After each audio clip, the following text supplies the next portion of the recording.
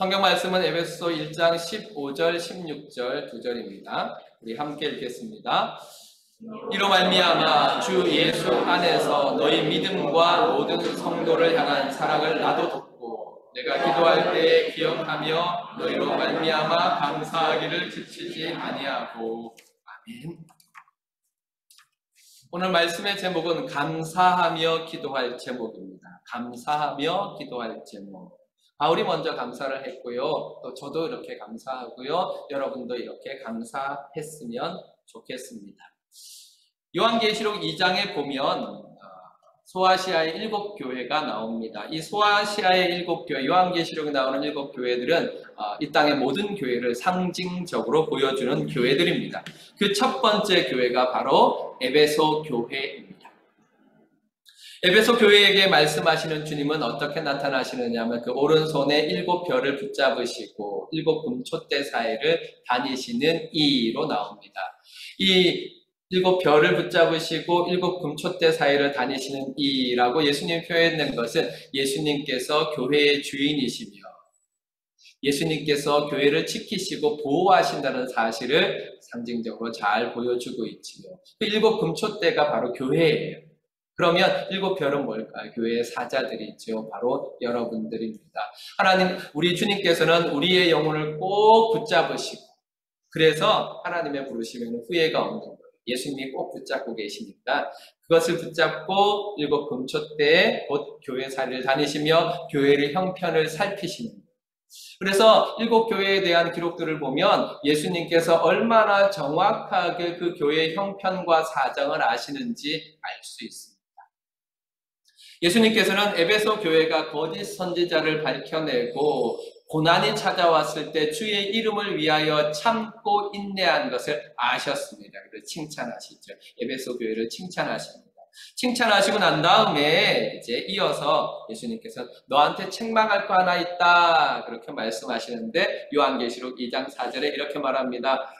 그러나 너를 책망할 것이 있나니 너의 처음 사랑을 버렸느니라. 너의 첫사랑, 처음 사랑을 버렸느니라. 그렇게 말씀하셨습니다. 그래서 그러므로 너희는 이 첫사랑이 어디서 떨어졌는지 살피고 찾아라.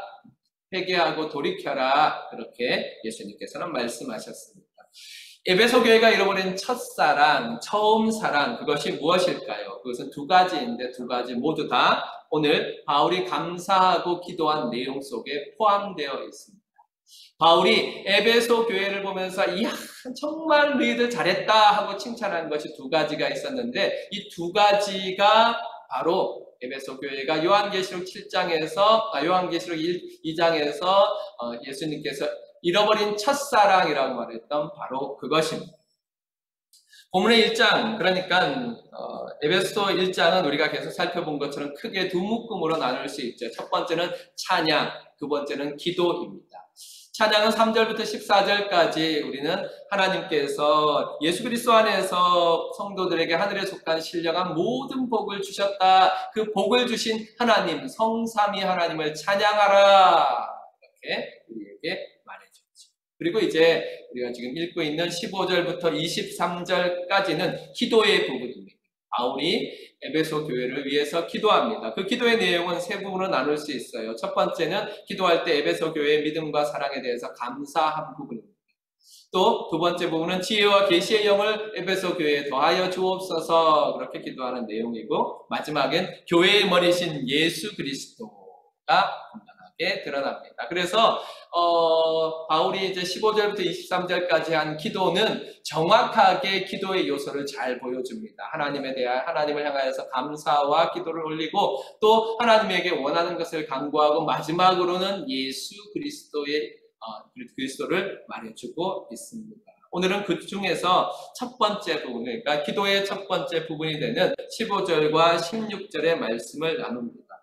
이렇게 그리스도인의 삶에서 찬양과 기도가 함께하는 것이 참 중요합니다. 왜냐하면 성도의 삶에서는 찬양과 기도가 없으면 안 되기 때문에 그렇습니다. 한 주간의 삶을 한번 이렇게 돌아보시기 바랍니다. 한 주간의 삶에서 나에게 찬양이 있었는가? 기도가 있었는가? 야고보서 5장 13절에 보면 너희 중에 고난당하는 자가 있느냐? 저는 기도할 것이요. 즐거워하는 자가 있느냐? 저는 찬송할지니라 그랬습니다. 그러니까 고난당할 때 기도하고 즐거운 일 있을 때 찬송하라. 그러나 이 말씀은 이런 때는 찬양하고 이런 때는 기도하라 그렇게 읽어서는 안 되는 것입니다. 오히려 항상 찬송과 기도로 하나님께 나아가라. 고난당할 때는 기도함으로 하나님 앞에 나아가고 즐거울 때에는 하나님 찬양하면서 하나님께 나아가라는 뜻입니다. 하나님을 믿는 자는 기쁠 때나 슬플 때나 항상 찬송하고 기도해야 되기 때문에 그렇습니다. 바울이 기도하기 전에 감사한 것을 기억해 주시기 바랍니다. 이 순서도 꼭 기억해 주시기 바랍니다. 우리가 기도할 때 아무리 급해도 감사를 잃어버려서는 안 됩니다. 기도하기 전에 손을 모으고 무릎을 꿇었을 때 가장 먼저 생각나야 되는 것이 감사입니다. 왜 그럴까요? 한번 생각해 보세요. 왜 기도할 때 가장 먼저 감사해야 될까? 하나님을 보기 때문에 그렇습니다. 기도는 하나님을 향하여 나아가는 거 아닙니까? 그래서 하나님을 대하는 것입니다. 하나님의 얼굴을 대하는 것입니다. 하나님의 얼굴을 보면 뭐부터 생각나요? 네. 오랜만에 한국에 돌아가셔서 부모님의 얼굴을 뵐 때 얼굴을 딱 보면 무슨 생각이 드십니까? 엄마가 내가 고등학교 때 그거 안 해줬지. 이런 생각이 들려요. 얼마나 그 만남이 괴롭겠습니까? 그런데 얼굴을 보면 어머니의 그 작아진 모습, 늘어난 이 주름, 또 머리 약해진 모습을 보면 가슴이 아프면서 그 엄마가 나한테 해줬던 것들이 기억나지 않습니까? 그 엄마를 향해서 엄마 이거 못했지, 이거 안 했지, 이거 해줄래, 저거 해줄래 이렇게 시작하면 되겠습니까? 그냥 손을 잡고 엄마 건강해요? 엄마 고마워요? 이렇게 시작해야 되지 않겠습니까? 기도할 때 우리는 하나님을 얼굴을 대할 때 하나님께 가장 먼저 감사해야 합니다. 감사가 나오지 않을 정도로 어렵고 답답하다면 기도를 멈추고 기다리십시오. 그리고 가만히 하나님을 바라보십시오. 하나님의 은혜를 바라보고 우리 주 예수 그리스도의 십자가를 바라보십시오. 그러면 그때 성령 하나님께서 우리의 영혼을 어지럽게 했던 모든 세상의 먼지들을 가라앉게 하시고 뿌옇게 우리 앞을 가리고 있던 죄의 짐들을 다 가라앉게 하시어서 그 모든 것들이 가라앉으면 감사의 제목들이 우리 눈에 보이게 될 것입니다. 바울이 감사한 것이 무엇입니까? 바울은 에베소 교회에 대해서 들은 것 때문에 감사했습니다. 참 바울에게 배울 점들이 참 많이 있는데요. 지금 바울의 그 현장이 어디냐면 이 에베소서를 쓰는 현장이 어디냐면 감옥이에요. 자기는 갇혀 있어요. 갇혀 있는데 감사하다 이렇게 말하고 있는 거예요. 왜? 뭘 들어서? 감옥에 갇힌 중에 들었어요. 무엇을 들었느냐 하면 에베소 교회에 대해서 들었어요. 바울은 에베소 교회에 통해 들은 것이 두 가지가 있는데 그거 하나는 주 예수 안에 있는 에베소 교회의 믿음에 대해서 들었어요. 에베소 교회가 주 예수 그리스도 안에 있는 믿음에서 떠나지 아니한 거 그거 들었습니다. 또 하나 더 들었는데 에베소 교회의 모든 성도가 서로 사랑한다는 거예요. 성도들을 사랑하고 베풀고 나누고 있다는 소식을 들었습니다. 이것은 성도 안에서 발견할 수 있는 아름답고 고귀한 덕목입니다. 바로 믿음과 사랑이죠. 믿음과 사랑은 성도 안에서 발견할 수 있는 아주 고상한 성품, 고상한 덕목들입니다. 이 덕목이 성도를 성도답게 합니다. 이 덕목이 교회를 교회답게 합니다. 그러므로 내가 성도답기를 원한다면 믿음과 사랑을 붙잡으십시오. 우리 교회가 정말 교회다운 교회가 되기를 원한다면 믿음과 사랑을 붙잡으시기 바랍니다. 바울은 이 소식을 듣고 기뻤습니다. 그 기쁨이 감사로 나타났습니다. 바울이 얼마나 기뻤을까요? 저는 분명하게 공감합니다. 목사가 제일 기쁠 때가 언제라고 생각합니까? 목사가 제일 기쁠 때 언제라고 생각해요? 바로 지금이에요. 여러분의 눈들이 평소와 다르게 초롱초롱해요. 말씀을 들을 때 초롱초롱한 여러분의 눈을 대할 것보다 더 기쁜 때가 어디에 있겠습니까? 또 그 말씀대로 살려고 애쓰는 모습, 평소에 여러분의 삶에서 말씀을 실천하려고 그 말씀을 붙잡고 몸부림치는 모습, 그런 모습을 볼 때 정말로 기쁩니다. 어느 날 이렇게 성도한테 전화를 하죠. 전화를 했는데 전화 뒤에 BGM이 들려요. 어떤 BGM이? 찬송가가 흘러나오는 그런 BGM이 들리면 말하던 것도 까먹고 가만히 있어요. 그 들리면 너무 기뻐가지고 성도들이 집에서도 찬송을 부르고 찬송을 듣고 있구나. 우리 착한 오래 가면 가끔 가다가 BGM이 찬송가로 딱 나오거든요. 그 식당에서 모르는 사람들은 모르지만 찬송가가 딱 나오면 알잖아요. 그럴 때 참 기뻐요. 지난주에도 아연이가 자기 전에 공동체 성경 읽기를 꼭 해요 라고 우리 건수정 씨가 이야기를 하더라고요. 그럴 때 정말 기뻐요. 그럴 때 뭐라 그러겠어요? 하나님 앞에 제가 다른 거 안 합니다. 하나님 감사합니다. 바울이 딱 그랬어요. 바울이 에베소 교회가 믿음 위에 서 있다. 에베소 교회가 서로 사랑한다는 소리를 듣고 바울이 감사하고 기도하기를 마지 않았다. 견딜 수 없어서 감사하지 않을 수 없었다. 기도하지 않을 수 없었다. 그렇게 고백했습니다. 왜 기쁘고 감사할 수밖에 없을까요? 그것은 주 예수 안에서 너희의 믿음과 모든 성도들을 향한 사랑, 그러니까 에베소 교회가 그리스도를 향한 사랑과 그리스도를 향한 믿음과 그리스도인을 향한 사랑을 가졌다는 것은 모두 다 에베소 교회가 하늘에 속한 모든 신령한 은혜를 받았다는 증거이며 예수 안에 있다는 증거이기 때문에 그렇습니다. 그래서 바울은 기뻐할 수밖에 없었습니다. 그러므로 오늘 우리는 이 두 가지 말씀을 한번 깊이 생각해 봐야 되겠습니다. 첫 번째는 그리스도를 향한 믿음을 주신 것입니다. 정말로 우리가 감사하며 기도할 제목, 하나님 감사합니다 할 제목, 또 하나님께 기도할 제목, 그것은 그리스도를 향한 믿음을 우리에게 주신 것입니다. 15절 이제 앞에 나와 있는 대로 한번 읽어보시겠습니다. 시작.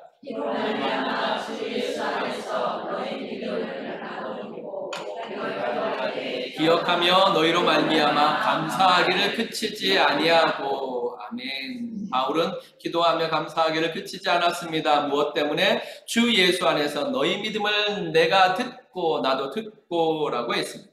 이 말씀은 에베소 성도들의 믿음이 무엇인지 잘 보여줍니다. 에베소 성도들의 믿음의 특징은 주 예수 안에 있는 주 예수 그리스도를 향한 믿음이었습니다. 예수님을 그들의 구주로 믿고 난 다음에 정말로 주님을 따라가는 삶을 놓치지 않았다는 뜻입니다. 예수님을 믿는 믿음은 논리적으로 두 가지로 나눌 수 있습니다. 그것은 예수님을 구주로 믿는 믿음과 예수님을 주님으로 믿는 믿음입니다. 이 두 가지는 바른 믿음 안에서는 하나예요. 왜냐하면 예수님을 구주로 주로 나눌 수 없이 예수님은 구주이시면서 주님이시기 때문에 그렇습니다. 로마서 10장 9절에 보면 그렇게 기록되어 있습니다. 내가 만일 내 입으로 예수를 주로 시인하며 또 하나님께서 그를 죽은 자 가운데서 살리신 것을 내 마음에 믿으면 구원을 얻으리라, 구원을 받으리라, 그렇게 기록하였습니다. 그렇습니다. 예수님을 주로 시인할 때, 성도가 예수님을 주로 시인할 때, 그 마음에 받아들일 때 주님은 우리에게 오셔서 우리의 구주가 되십니다. 그러나 안타깝게도 예수님을 구주로 믿어 내가 구원받은 것을 기뻐하고 즐거워하고 좋아하지만 그 다음 단계, 예수님을 구주로 믿어 구원받고 난 다음에 그 다음 단계로 나아가지 못하고 머뭇거리는 성도들이 꽤 있습니다. 곧 예수님을 주님으로 모시고 살아가지 못하는 것입니다. 예수님을 구주로 믿는 신앙과 예수님을 주로 시인하는 신앙은 실제적으로 꽤 큰 차이가 있습니다. 예수님을 주님으로 시인하는 것은 그의 삶의 중심에 예수님을 모시고 사는 것입니다.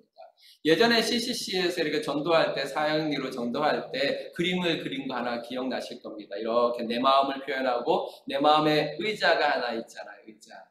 기억나십니까? 의자가 있고 거기에 누가 앉아 있느냐 하면 죄인일 때는 내가 앉아 있어요. 내가 내 삶의 주인이에요. 그래서 그 의자에 내가 딱 앉아 있어요. 그런데 복음이 들려오고 예수를 믿게 되면 그 자리에 누가 들어가느냐 하면 예수님이 그 자리에 앉게 되죠. 이것이 이제 예수님을 주님으로 모시는 삶입니다. 예수님을 주님으로 모시고 산다는 것은 예수님으로 생각하고 예수님으로 판단하고 예수님으로 결정한다는 말입니다. 그리스도로 말미암아 살아가는 것이지. 세상 모든 것들을 바라볼 때 내 삶의 모든 것들을 보고 듣고 하는 그 중심에 예수 그리스도가 계십니다. 그러니까 예수님을 생각하지 아니하고는 아무것도 하지 않는 삶이 진정한 예수님을 주님으로 삼는 삶, 예수 중심의 삶인 것입니다.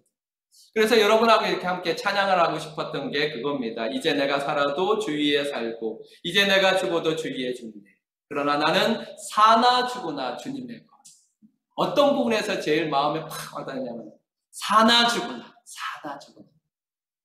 제가 찬양을 잘하면 여기서 사나 죽으나 하고 딱 할 텐데 그러지 못해서 참 안타깝게 생각해요. 하지만 분명합니다. 여러분, 사나 죽으나 날 위해 피 흘리신 내 주님의 것이요, 그렇게 고백할 수밖에 없습니다. 이것이 예수님을 주님으로 모시고 살아가는 삶입니다. 그러면 우리 마음에 그런 생각이 들어요. 예수님을 그렇게 따라가다가 우리 자빠지면 어떡해요? 먹을 거 못 먹고 성공할 거 못 성공하고 그럴 거 어떡해요? 이런 생각이 들 것입니다. 그런 거 걱정할 필요 없어요. 왜요? 그것까지도 주님께 맡기는 것이거든요. 결과까지도, 이 믿음의 선택의 결과까지도 주님께 맡기는 것이거든요. 주께서 나를 책임지실 것을 믿기 때문이죠. 그래서 그렇게 우리가 살아갑니다. 그렇다면 왜 모든 성도들이 예수님을 구주로 믿은 다음에 예수님을 주님으로 믿는 단계까지 못 나갑니까? 그것은 아직 나를 버리지 못하기 때문입니다. 이것은 분명한 주도권 싸움입니다.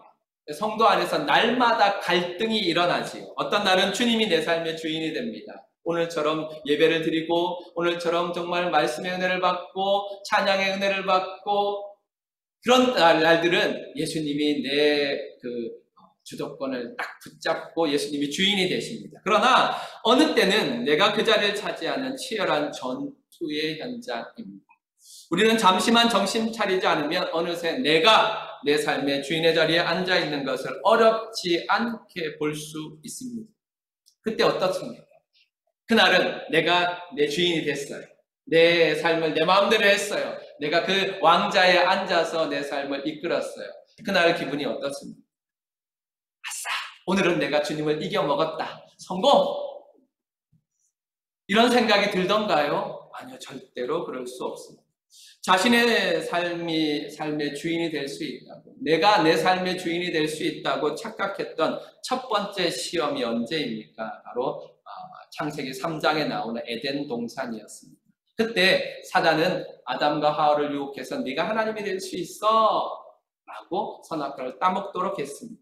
그렇게 그 첫 번째 착각에 빠진 그 첫 번째 선택 이후로 오늘까지 산 영을 가진 사람이 자기가 자신의 삶의 주인이 되어서 행했던 모든 일들 후에 기뻐하고 즐거워하며 좋았던 적은 단 한 번도 없었습니다.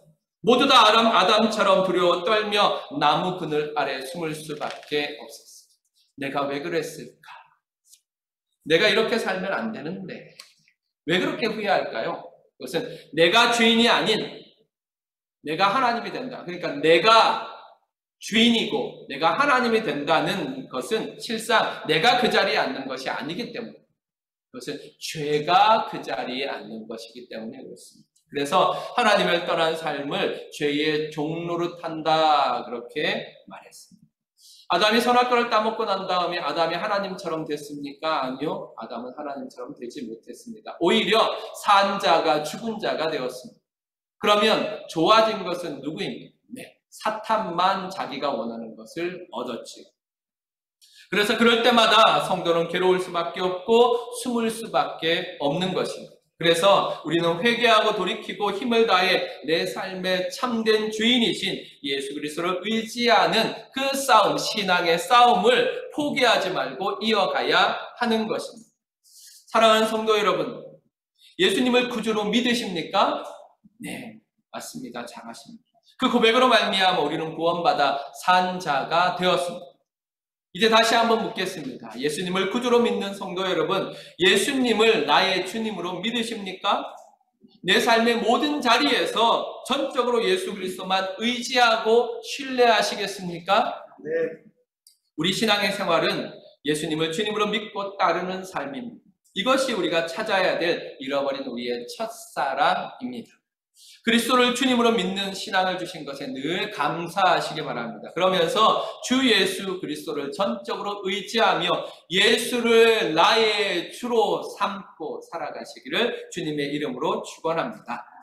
두 번째 감사하고 기도할 제목은 그리스도를 향한 사랑을 주신 것입니다. 그리스도인 곧 성도를 향한 사랑을 주신 것입니다. 15절 16절 다시 읽겠습니다. 시작.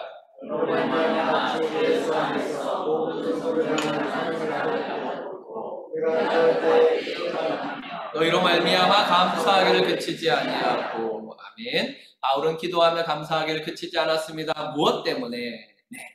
에베소 성도들이 모든 성도를 향한 사랑을 가지고 있다는 소식을 듣고 바울은 기도하고 감사하기를 맞이하지 않았습니다. 두 번째 감사했던 것 바로 이것입니다. 모든 성도들을 향한 에베소 교회 성도들의 사랑입니다. 바울은 에베소 교회 성도들이 서로 사랑한다는 소식을 들었습니다. 그들은 교회에서 성도들과 함께 있는 것을 즐거워했습니다.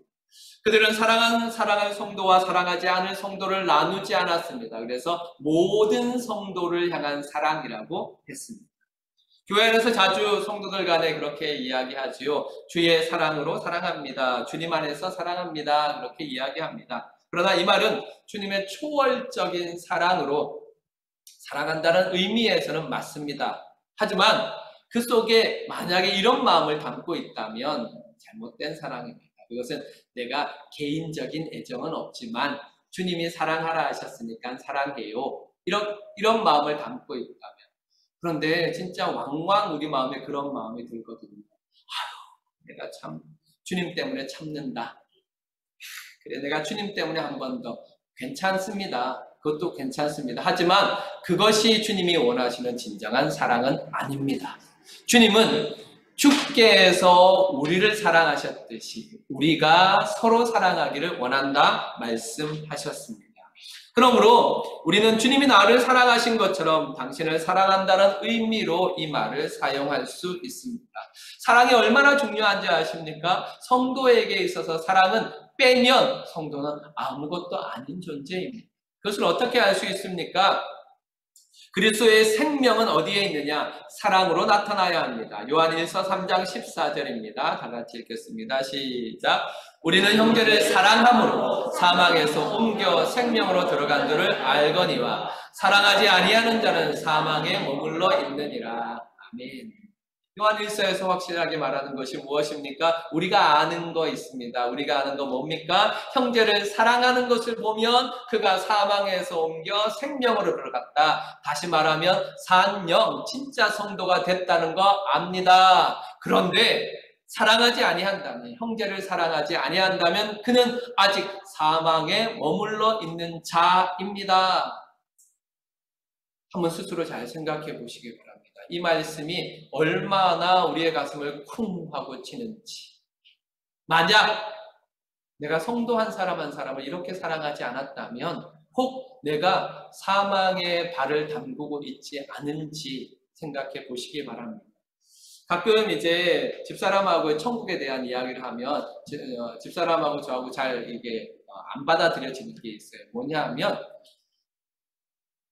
이번 주에도 집사람이 저한테 그렇게 묻더라고요. 여보, 당신이 천국 가면 나를 뭐라고 부를까?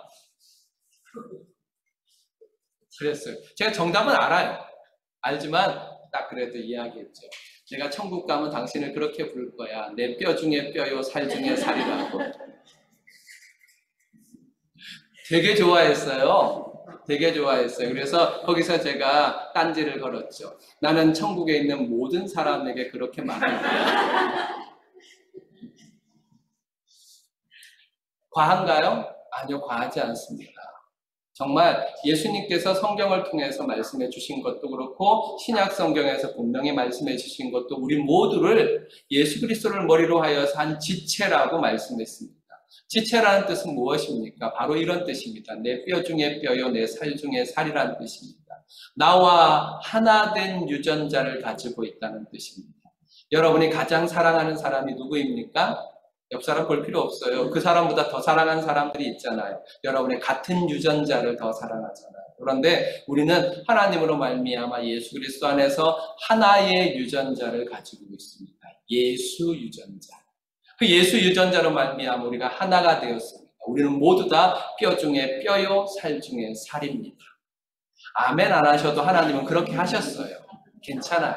그러니까 여러분이 지금은 못 깨달아도, 지금은 못 깨닫고 저 사람이 더 좋아요, 저 친구가 더 좋아요, 저 선생님이 더 좋아요 해도 아무 상관없어요. 여러분이 하나님의 부르심을 받아 그곳에 가는 날, 그날에 우리는 다 홀연히 변화되어 제정신을 차리게 될 거예요. 그러면 그날 알게 될 거예요. 정말 그대가 내 뼈 중에 뼈요, 그대가 내 살 중에 살이라는 것을 다 알게 될 거예요. 지금은 거울을 보는, 요새는 거울이 너무 깨끗한데 옛날 청동 거울 보는 것처럼 희미하게 보이지만 그날에는 확실하게 보일 거예요.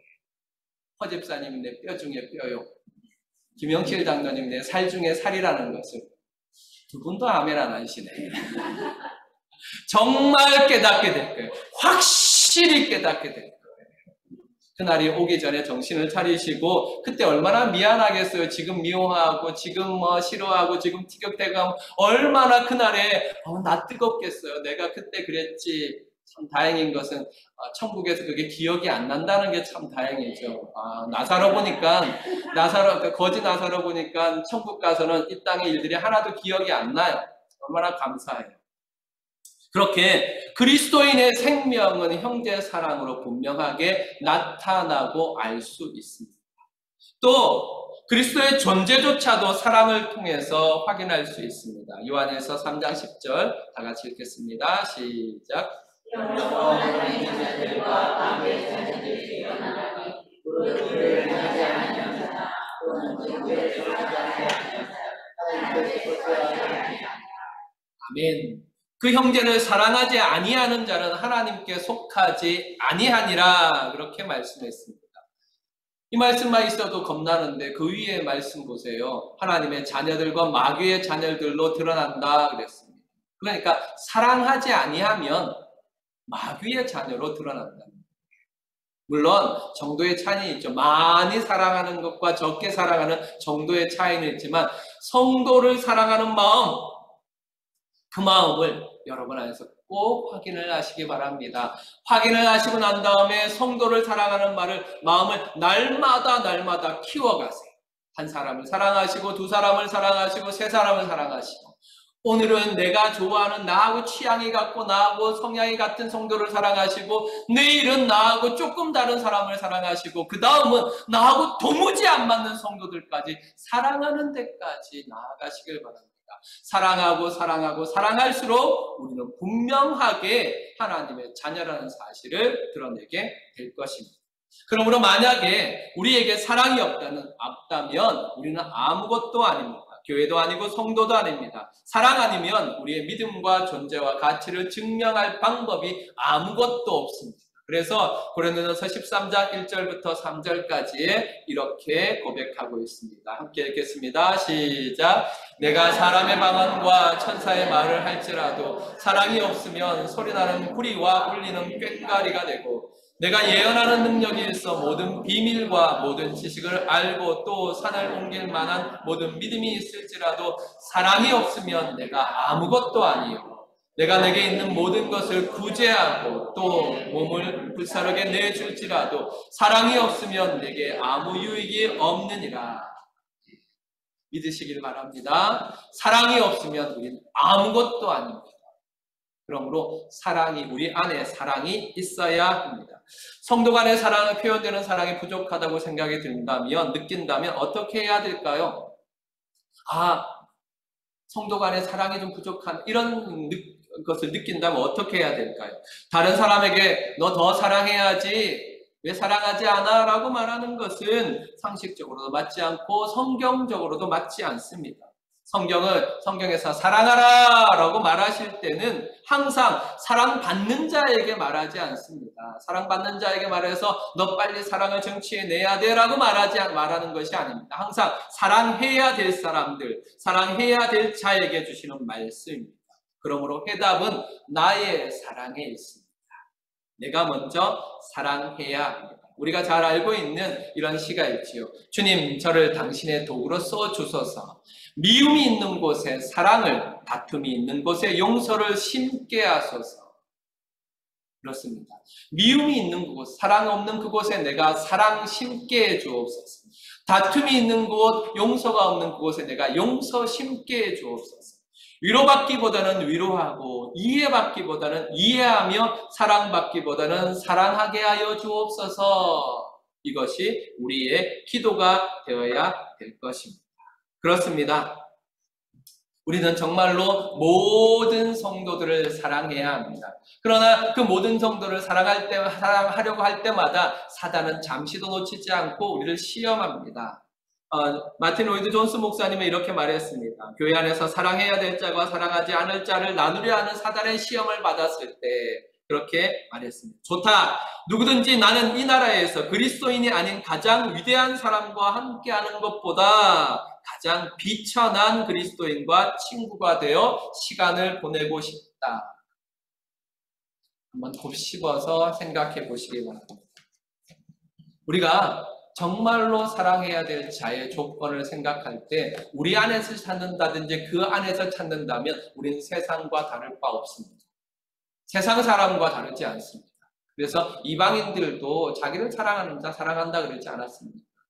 예수님께서 우리에게 원하시는 것은 예수님 때문에 사랑하는 것인데 예수님으로 확인하는 것이죠. 이제는 우리가 다른 걸로 그 내 사랑해야 될 대상들을 확인할 필요 없습니다. 우리가 보통 좋아하고 관계를 맺을 때 먼저 확인하는 게 뭡니까? 너 어디 출신이니? 너 어디서 배웠니? 이런 거 아닙니까? 그런데 우리가 확인할 것은 오직 하나입니다. 그가 예수. 믿느냐 믿지 않느냐, 예수를 구주로 섬기느냐 섬기지 않느냐, 예수 안에 있느냐 하는 것만이 따질 것입니다.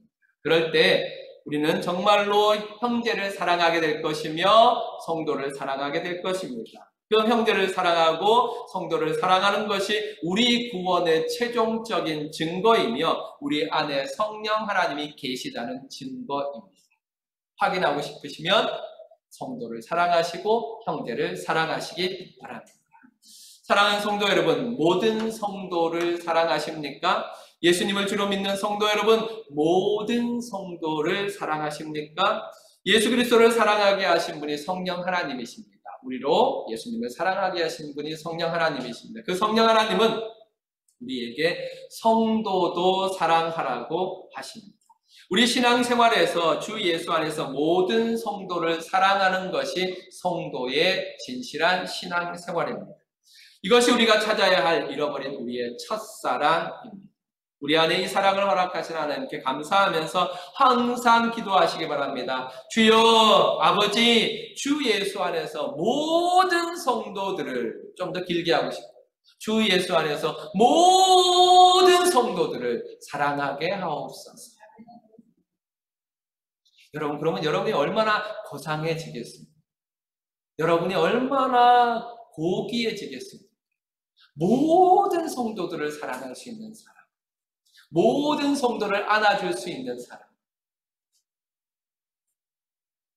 모든 성도들을 이해할 수 있는 사람, 우리 서로 이것을 위해서 기도합시다. 하나님, 제가 모든 성도를 주 안에서 사랑할 수 있는 사람 되게 주옵소서. 항상 기도하시기를 주님의 이름으로 축원합니다. 사랑하는 성도 여러분, 믿음과 사랑은 성도에게 있는 신령하고 고상한 덕목입니다. 이것으로 우리는 그리스도를 믿고 그리스도인을 사랑합니다. 이 신령하고 고상한 덕목은 우리가 예수 안에서 하늘에 속한 신령한 복을 받았다는 증거이며 우리가 예수 그리스도 안에 있다는 증거입니다. 그러므로 우리가 찾아야 할 첫사랑, 만약에 잃어버렸다면 꼭 찾아야 될 바로 첫사랑이 바로 이것입니다. 요한일서 5장 1절 함께 읽겠습니다. 시작. 예수께서 그리스도이심을 믿는 자마다 하나님께로부터 난 자니 또한 낳으신 이를 사랑하는 자마다 그에게서 난 자를 사랑하느니라. 아멘. 낳으시니 예수 그리스도를 사랑하는 자마다 그에게서 난 자 성도를 사랑한다. 그리스도를 사랑하는 자마다 그리스도인을 사랑한다. 그렇게 말씀했습니다. 이 믿음과 사랑이 저와 여러분에게 성품으로 자리 잡고 덕목으로 자리 잡기를 간절히 축원합니다. 예수 그리스도를 주님으로 고백하는 교회, 주 예수 안에서 서로 사랑하는 성도, 이 아름다운 모습이 저와 여러분에게 나타나기를 주께서 축복하여 주시기를 간절히 소원합니다.